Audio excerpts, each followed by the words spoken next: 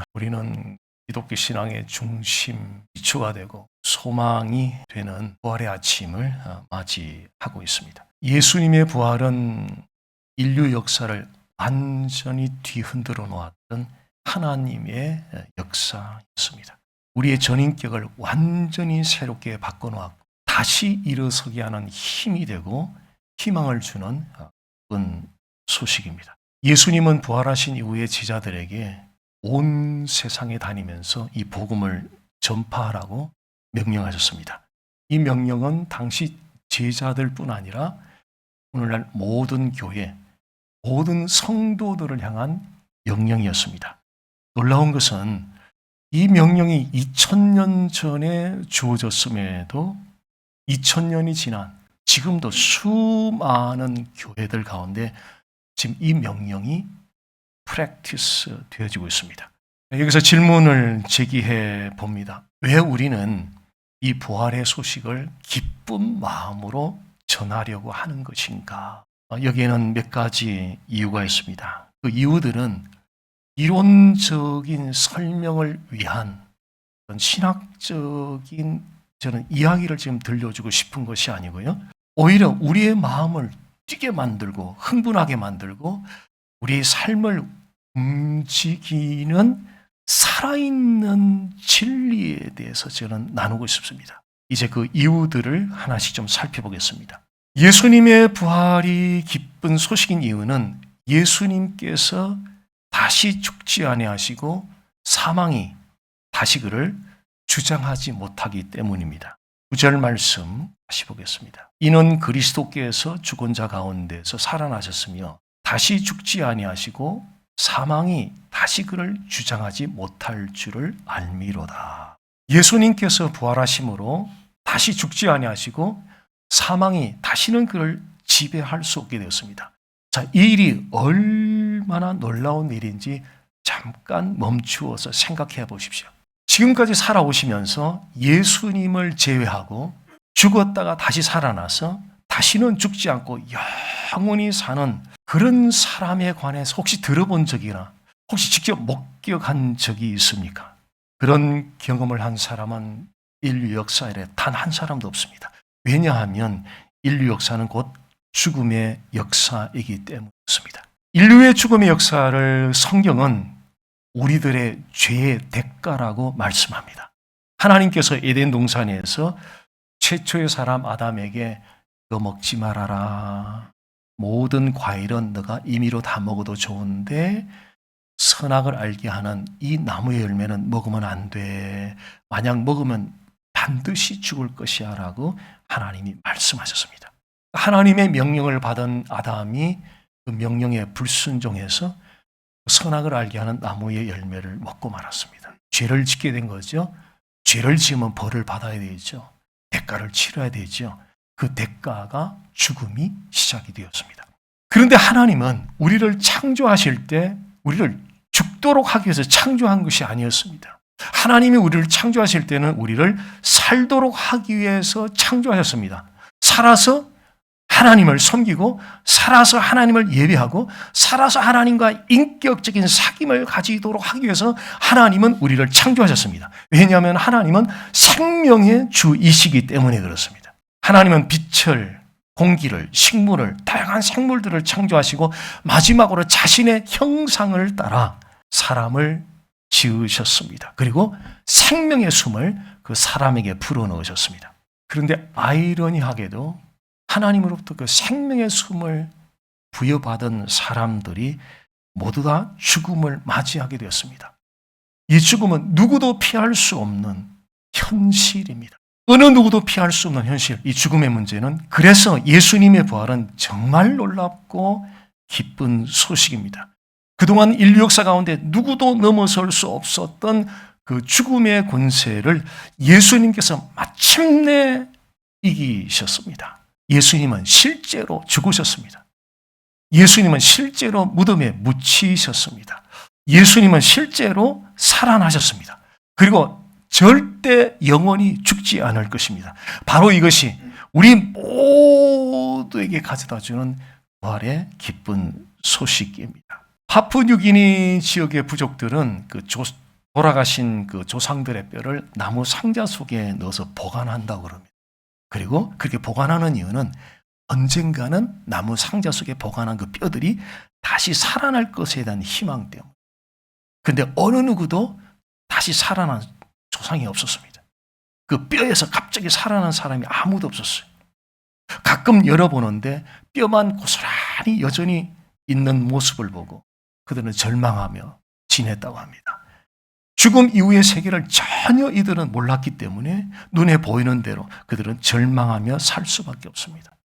그런 그들에게 선교사님들이 들어가서 예수 그리스도의 부활의 메시지를 전했을 때에, 다시 살아난다는 그 부활의 메시지 전했을 때 그들은 말할 수 없는 기쁨 가운데 휩싸였다고 합니다. 저는 그들의 기쁨을 어느 정도 공감할 수 있는 간접적인 경험을 목회 가운데 한 적이 있습니다. 어느 어머니에게 2살 된 아이를 둔 29살 딸이 있었어요. 어느 어머니에게 2살 된 그 손자죠. 2살 된 아들을 둔 29살 딸이 있었는데 이 딸이 위암에 걸려서 한 1년간 투병을 하다가 결국 하나님 품에 안겼어요. 그 이후로 제가 그분을 한 7년 가까이는 봤는데 7년 가까이 그 딸을 잃어버린, 딸을 먼저 보낸 것에 대한 슬픔에서 벗어나지 못해서 마치 짐승이 울부짖듯이 울부짖는 그런 모습을 거의 7년 가까이 저는 목격을 했었습니다. 그런 어머니에게 죽은 딸이 눈에 볼 수 있도록, 우리 눈으로 볼 수 있도록 다시 살아온다면 그 기쁨이 얼마나 클지 한번 상상해 보십시오. 사람의 언어로는 도저히 묘사할 수 없는 기쁨일 것입니다. 예수님의 다시 살아나셨다는 이 부활의 소식은 파푸뉴기니 지역 사람들에게는 무엇보다 기쁜 소식이었을 것입니다. 예수님의 부활이 기쁜 소식인 이유는 다시는 죽지 않는다는 거예요. 예수 그리스도의 부활의 소식이 기쁜 이유는 다시는 죽지 않는다는 거예요. 그리고 사망이 다시는 우리를 주장하지 못한다는 거예요. 이것이 예수 그리스도의 부활이 기쁜 첫 번째 이유입니다. 예수님의 부활이 기쁜 두 번째 이유는 예수님은 살아나셨을 뿐 아니라 부활하셨을 뿐 아니라 우리를 위해서, for us, 우리를 위해서 부활하셨기 때문에 이 예수님의 부활은 우리에게 기쁜 소식입니다. 죽음에서 부활하셨다는 것이 그게 끝이 아니고요. 예수님은 죽음에서 부활하셨을 뿐 아니라 우리를 죽음에서 살리실, 영원히 살리실 분이라는 겁니다. 로마서 4장 25절 말씀 보십시오. 예수는 우리가 범죄한 것 때문에 내줌이 되고 또한 우리를 의롭다 하시기 위하여 살아나셨느니라. 우리는 예수님이 우리의 죄를 위해서 십자가에 죽으셨다는 사실, 그 사실을 정말 자주 듣습니다. 그것은 또 사실이고요. 예수님은 우리의 죄값을 담당하기 위해서 십자가에 못 박혀 죽으셨습니다. 우리는 모두 다 하나님 앞에서 죄 지었던 사람들입니다. 죄를 지으면 대가를 치러야 되죠. 죄를 지으면 벌을 반드시 받아야 되죠. 그 죄의 대가가 사망이었습니다.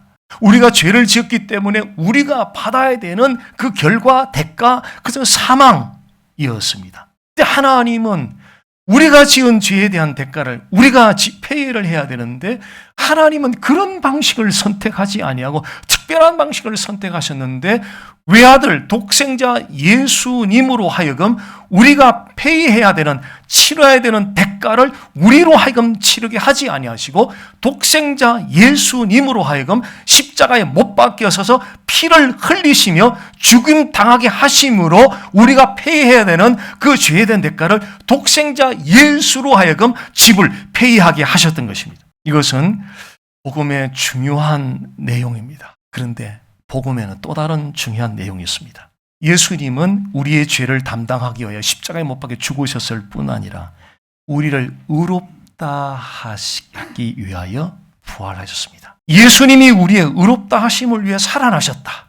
예수님이 우리를 의롭다 하시기 위하여 하심을 위해서 살아나셨다. 자, 이 말을 우리가 어떻게 이해해야 될까요? 이 말은 너무너무 중요한데요. 왜냐하면 우리가 하나님으로부터 의로움을 입지 못하면 구원이 없어요. 우리가 의롭다함을 하나님부터 여김받지 못하면 우리에게 구원이 임하지가 않아요. 이것을 의롭다함이라는 것은 하나님께서 우리를 예수님으로 말미암아 죄 없는 사람처럼 의롭다라고 여겨주시는 것, 그것이 여기서 의롭다 함이라는 의미입니다. 이것은 우리가 죄가 없다는 뜻이 아니에요. 죄가 전혀 없다는 뜻이 아니에요. 하나님이 예수님 때문에 우리 안에는 여전히 죄가 활동하고 있고 죄된 본성이 계속 24시간 꿈틀거리고 있지만 하나님이 예수님 때문에, 하나님이 예수님의 보혈 블라드 때문에 우리를 justify, 너 의로워, 너 자체는 의롭지 않은데 예수님의 보혈 때문에 너는 의로워라고 하나님이 의롭다라고 여겨주시는 은혜인 거죠. justification, 칭의라고도 하죠. 예수님의 십자가는 우리의 죄에 대한 대가를 대신 담당하심으로 우리에게 죄사함을 베풀어 주셨습니다. 그런데 우리가 의롭게 되는 것은 하나님으로부터 의롭다라고 인정받는 것은, 의롭게 여김을 받는 것은, 이것은 예수님의 부활과 관련된 거예요. 그래서 이 부활이 대단히 중요해요. 25절 말씀 다시 보겠습니다. 예수는 우리가 범죄한 것 때문에 내줌이 되고 또한 우리를 의롭다 하시기 위하여 살아나셨느니라. 예수님이 부활하신 것과 우리가 의롭다라고 선언을 받는 것, 의롭게 여김을 받는 것과 예수님의 부활과 이 어떤 관련이 있을까요? 이 어떤 관련이 있는 거죠? 예수님의 부활과 우리가 의롭다 여김을 받는 것, 이 두 가지 사이에 어떤 관련이 있는 거죠? 자, 이 질문에 대해서 답하기 위해서, 앤서하기 위해서 이런 질문을 한번 제기해 보겠습니다. 만약 예수님이 십자가에 못 박혀 죽임을 당하시고 부활하지 않았다면 어떤 일이 일어나는 거죠? 예수님이 부활하지 않으셨다면 예수님의 십자가 죽음의 희생이 하나님께 받아들여지지 않게 됩니다. 자, 이것은 구약에서 하나님께 드리는 제물의 기준과 관련이 되어 있어요. 구약에서 하나님께 드리는 그 제물은 반드시 결함이 없어야 돼요.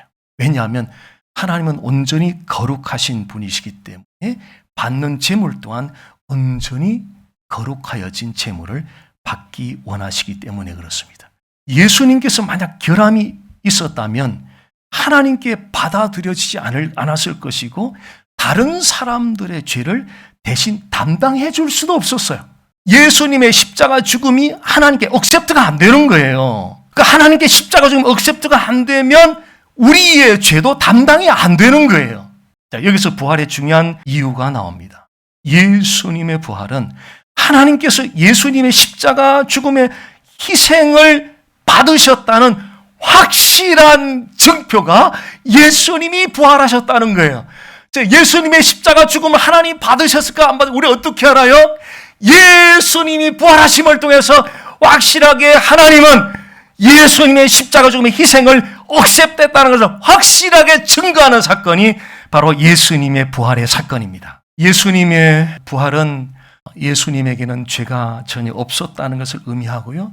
죽음은 죄의 결과로 찾아오잖아요. 죄가 없는 사람은 죽음을 경험하지 않아요. 예수님이 십자가에 죽으신 것은 예수님 자신에게 죄가 있었기 때문에 죽으신 것이 아니라 예수님이 십자가에 죽으신 것은 예수님은 sinless, 전혀 죄가 없는데 우리의 죄 때문에 우리의 죄를 대신 대속하고 짊어지시기 위해서 예수님의 십자가의 죽음을 받아들이시고 죽음을 안으로 들어가게 되었던 것입니다. 자, 예수님께서 부활하셨다는 것은 확실한 것은 그분에게는 죄가 없다는 거예요.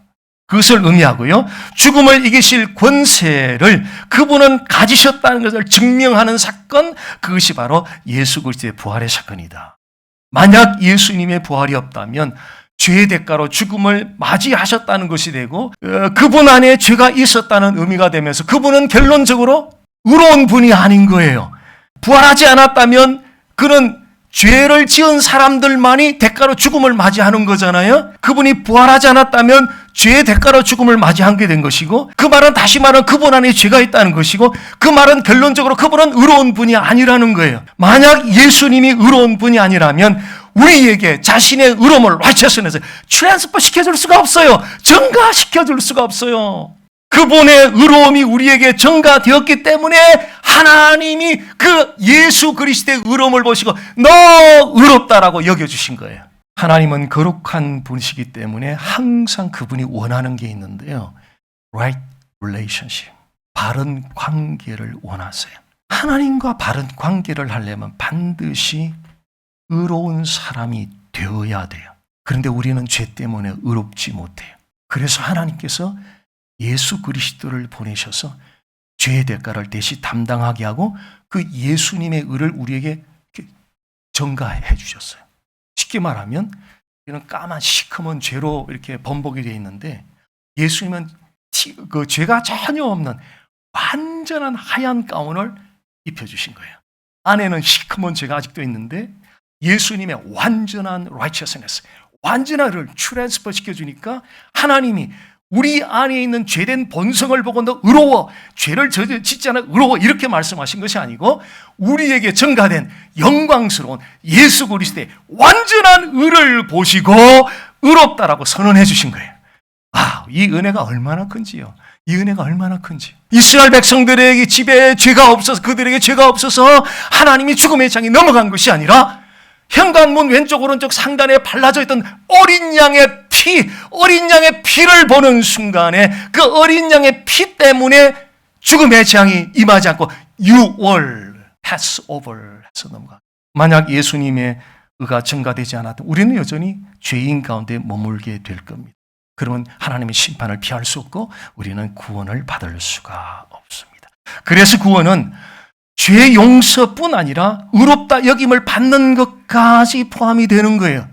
죄 용서뿐 아니라 하나님이 우리를 의롭다라고 여겨주시는 칭의, justification, 이 의로움까지 포함이 되는 거예요. 이 일은 오직 예수 그리스도를 통해서만 가능한 거예요. 누가 이 방식을 정했어요? Father God, 성부 하나님이 이 방식을 정하셨어요. 누가 이걸 죄인들에게 연결해 주셨어요? 누가 딜리버리 해 주셨어요? Holy Spirit, 성령이 오셔서 이 일을 죄인들에게 딜리버리 해 주신 거예요. 성부와 성령의 합작품의 결과물은 뭐예요? 두 번째, 위께 계신 우리 주 예수 그리스도시라는 거죠.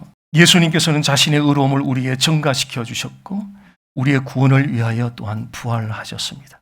그래서 예수님의 부활은 구원에 있어서 결정적으로 중요한 사건이에요. 십자가로 승리하고 십자가로 이겼다라고 말씀하고 있는데 부활이 반드시 함께 십자가에 갈 때 우리에게 온전한 구원이 임할 수 있습니다. 세 번째 이유입니다. 예수님이 부활이 기쁜 소식인 이유는 우리도 죽음을 이기고 우리도 부활할 수 있기 때문입니다.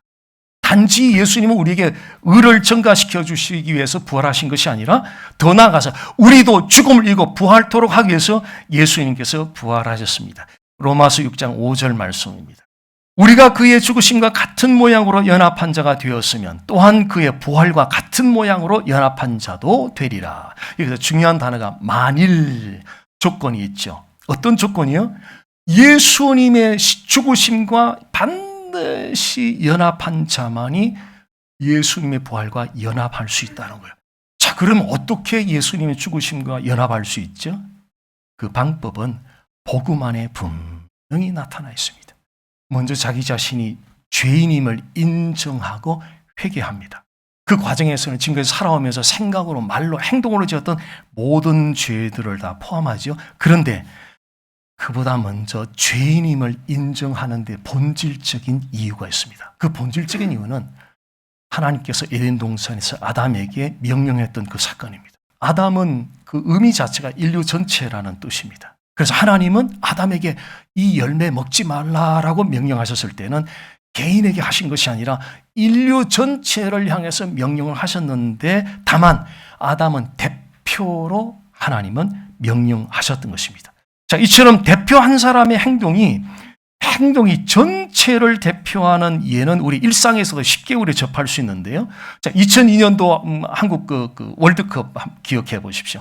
16강에서 이탈리아와 경기할 때인데 연장전에서 안정환 선수가 헤딩을 골을 넣어서 2대1로 이겼었어요. 그런데 대한민국 지금까지 어느 국민 단 한 사람도 안정환이 이탈리아를 이겼다라고 말하는 대한민국에 단 한 사람도 없어요. 전부 다 대한민국이 이탈리아를 이겼다라고 말해요. 왜 그렇죠?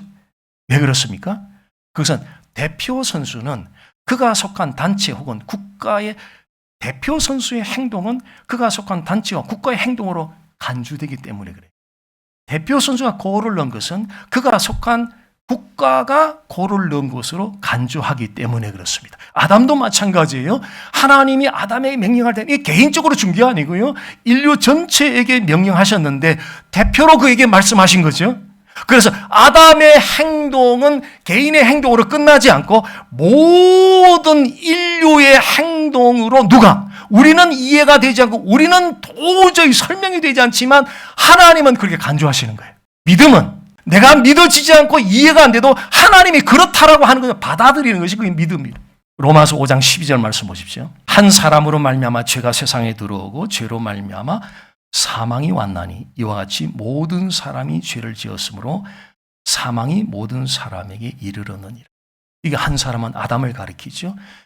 아담 한 사람이 불순종해서 죄를 범함으로 그것이 개인의 죄로 끝난 것이 아니고 모든 인류에게 영향을 미쳤다는 거예요. 자, 이 팩트를 아는 것이 중요한 것이 아니라 아담이 범했던 불순종의 죄가 모든 사람에게 영향을 주었다는 이 대목이 나에게 영향을 주어서 모든 사람이 죄를 지었다는 그 부분을 내가 죄를 지었다라고 고백하는 것. 이 부분이 대단히 중요합니다. 내가 죄를 지었다는 것. 다윗은 시편 51편 5절에서 이렇게 말합니다. 내가 죄악 중에 출생하였으며 어머니가 죄 중에서 나를 잉태하였나이다. 이 다윗의 고백은 사람은 태어나면서부터 죄된 본성을 가지고 태어난다는 거예요. 자, 한 가지 비유를 들어보겠습니다. 기침하고 머리 아프고 목이 붓고 이게 뭐죠? 감기 증상이에요. 그 이유는 감기 바이러스가 먼저 들어왔기 때문에 그 다음 심텀이 나오는 거죠. 심텀이 나오니까 바이러스가 들어와서 감기 걸렸다 이게 아닌 거죠. 바이러스가 먼저 들어와서 결과로 심텀이 나타나고 나 감기 걸렸어라고 이렇게 되는 거죠. 마찬가지로 우리가 생각하고 말하고 행동했던 이 모든 것들이 잘못되었기 때문에 그런 I'm a sinner 그래서 내가 죄인이다 이런 것이 아니고요. 그렇게 죄인된 그거는 일반 사회에서 하는 이야기고요. 그렇게 죄인된 것이 아니고 아담의 불순종하는 죄 그것이 죄의 바이러스 싱귤러 sin 단수 신이 되어서 우리 안에 들어오게 된 거죠. 단수 신이 들어온 거예요. 이 신이 들어와서 죄인이 되었네요. 태어나기도 전에 죄인이 되었네요. 그 태어나니까 어때요? 죄의 바이러스를 가지고 태어났으니 살아가는 순간순간이 생각으로 말로 행동으로 하나님의 뜻과는 일치하지 못하는 죄를 범하며 살아가는 것이 바로 우리의 현실이다. 그래서 신스가 되는 거죠. 이 사실을 인정하고 회개하는 것. 그냥 살아오면서 지었던 도덕적인 죄 이런 죄들 거기에서 멈추는 것이 아니고 보다 더 근본적인 이 죄의 바이러스, 죄가 어떻게 들어왔, 내가 어떻게 죄인이 되었는지 분명한 인정과 회개가 이루어질 때 비로소 예수님의 죽으심에 연합하는 몸의 그 입구에 이제 들어서게 되는 거예요. 그리고 온전히 연합하기 위해서는 십자가에 못 박혀 피 흘려 죽으신 그 예수가 나의 유일한 세이비어, 유일한 구세주이심을 믿어야 됩니다. 여기서 반드시 우리가 짚고 넘어갈 것은 내가 죄인임을 인정하고 회개하고 예수 그리스도 나의 구세주임을 믿는 믿음조차도 우리 스스로는 안 돼요. 우리 스스로는 될 일이 아니에요. 사람은 스스로 하나님을 찾아갈 수 없어요. 죄로 말미암아 전적으로 무능한 상태에 빠져버렸어요. 스스로 회개할 수 없어요. 선생님들이 반성문서랑 반성문까지 쓰는데 회개는 이루어질 스스로는 할 수 없어요. 예수님을 믿는 것, 나의 구세주를 믿는 것 우리 스스로 할 수가 없어요. 우리가 회개하고 예수님을 믿는 것은 전적으로 하나님의 은혜요. 전적으로 성령의 역사입니다. 성령께서는 우리로 하여금 그 죄를 범한 죄인임을 인정하도록 깨닫도록 하시고 그리고 십자가에 달려 죽으신 예수님이 우리의 유일한 구세주임을 믿는 자리로 인도해 가십니다. 우리가 성령의 인도하심을 받아들일 때에 비로소 예수님의 죽으심과 온전히 연합하게. 어떻게 예수님의 죽으심과 연합해요? 두 가지 키워드. 회개, 믿음이에요. 둘 다 우리 힘으로는 안 돼요. 성령의 역사로만 돼요. 복음은 단순한 도덕적 개선이나 인간의 노력으로 이루어지는 변화 정도가 아닙니다. 복음은 죽음밖에 더 이상 죽음밖에 없는 그런 죄인들을 완전히 새로운 사람들로 변화시키는 하나님의 능력입니다. 그 하나님의 능력 안에서 예수 그리스도와 연합함으로 우리는 죽음을 이기고 새로운 생명으로 살아나서 영원토록 누구와 함께? 예수 그리스도와 함께 영원토록 부활한 그 생명을 누리며 살게 될 것입니다. 예수님의 부활이 오늘 우리에게 기쁜 소식인 이유가 있습니다. 예수님은 다시는 죽지 아니하시고 사망이 다시는 주장하지 못하기 때문에 부활의 이 소식이 정말 우리의 기쁨입니다. 두 번째는 예수님이 부활했다는 정도로 멈춘 것이 아니라 우리를 위해서 부활하셨다는 것입니다. 우리를 위해서, 더 좁히면 나를 위해서. 아마 오늘 하루 종일 부활주일날 다른 거 다 제쳐놓고 나를 위해서 부활하셨다.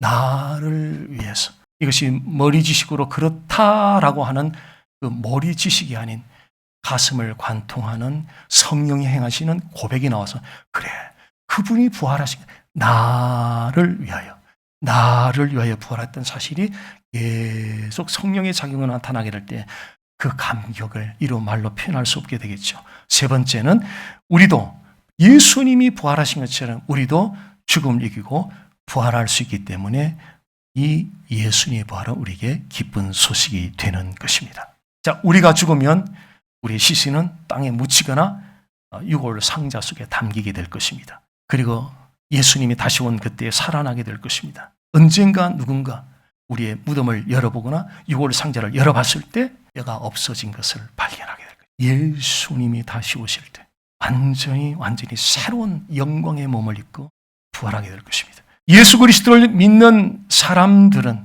그 부활이 우리에게 실제로 일어나게 될 것입니다. 그리고 예수 그리스도와 함께 영원토록 살게 될 것입니다. 우리의 퓨처를 알고 싶습니까? 그렇다면 예수 그리스도를 오시죠. 왜냐하면 우리는 in Him, in Jesus Christ.